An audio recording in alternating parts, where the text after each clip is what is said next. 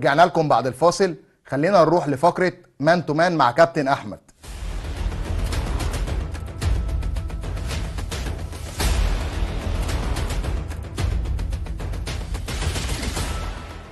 السلام عليكم ورحمة الله وبركاته أعزائي المشاهدين، أهلا وسهلا بكم في فقرة جديدة من فقرات مان تو مان.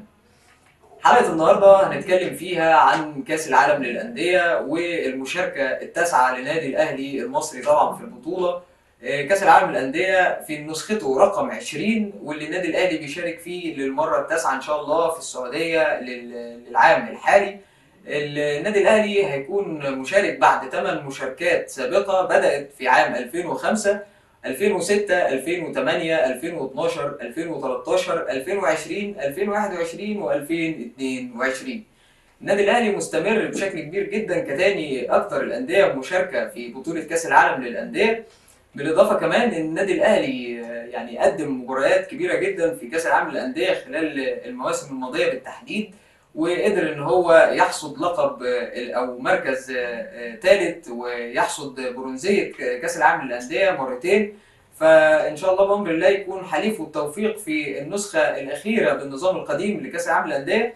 بالاضافه كمان ان النادي الاهلي في مجمل مشاركاته مع بطوله كاس العالم للانديه بالتحديد قدر ان هو يلعب 22 مباراه، خلالهم حقق نتيجة الفوز طبعا في 9 مباريات، ولكنه تلقى الهزيمة في 13 مباراة.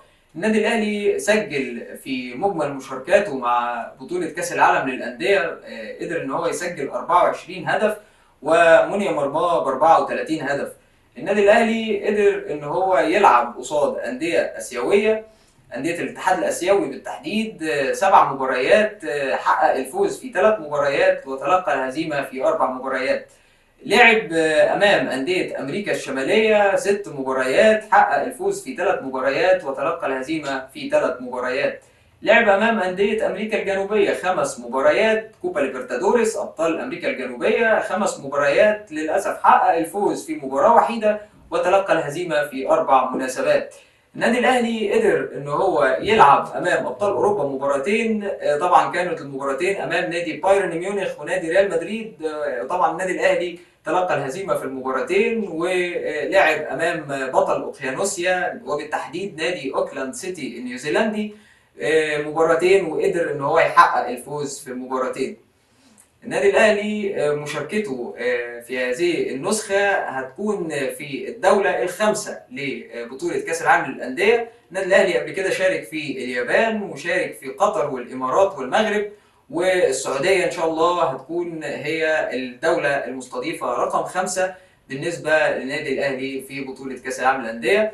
الأندية المشاركة إن شاء الله في البطولة هيكونوا كالآتي: البلد المستضيف بيشارك منها نادي اتحاد جدة السعودي، وبطل افريقيا النادي الاهلي المصري، وبطل اوروبا طبعا نادي مانشستر سيتي الانجليزي، بطل امريكا الشماليه نادي كلوب ليون المكسيكي، بالاضافه الى طبعا بطل امريكا الجنوبيه ابطال كوبا ليبرتادوريس، ونادي فلومينينسي البرازيلي، وبطل دوري ابطال اسيا نادي اوراوا ريد دايموندز الياباني، وبطل اوقيانوسيا طبعا نادي اوكلاند سيتي النيوزيلندي. الانديه المشاركه في النسخه الاخيره بالنظام القديم قبل طبعا تعديل نظام البطوله ل 24 فريق. نتمنى ان النادي الاهلي يوصل لابعد نقطه في البطوله ويقدر يوصل ويحقق انجاز جديد في خلال طبعا النسخه الاخيره، والفرصه هتكون مواتيه طبعا للنادي الاهلي في النسخه الحاليه كونه بعيد عن ملاقاه بطل اوروبا في نصف النهائي حال تجاوزه طبعا مباراه ربع النهائي، واللي هتكون طبعا متوقفه على الفوز في الدور التمهيدي ما بين نادي اوكلاند سيتي النيوزيلندي ونادي اتحاد جده السعودي. الفائز منهم هيلاقي النادي الاهلي في ربع النهائي، وبناء عليه هيتم تحديد الفائز لملاقاة طبعا نادي فلومينينسي البرازيلي. كل التوفيق للنادي الاهلي في بطولة كأس العالم للأندية 2023 في السعودية، وان شاء الله بأمر الله يقدر يحقق انجاز غير مسبوق للكرة المصرية وللكرة الافريقية بشكل عام. بس كده دي تكون كل حاجة معانا النهاردة في فقرة مان تو مان. شكرا جدا والسلام عليكم ورحمة الله وبركاته.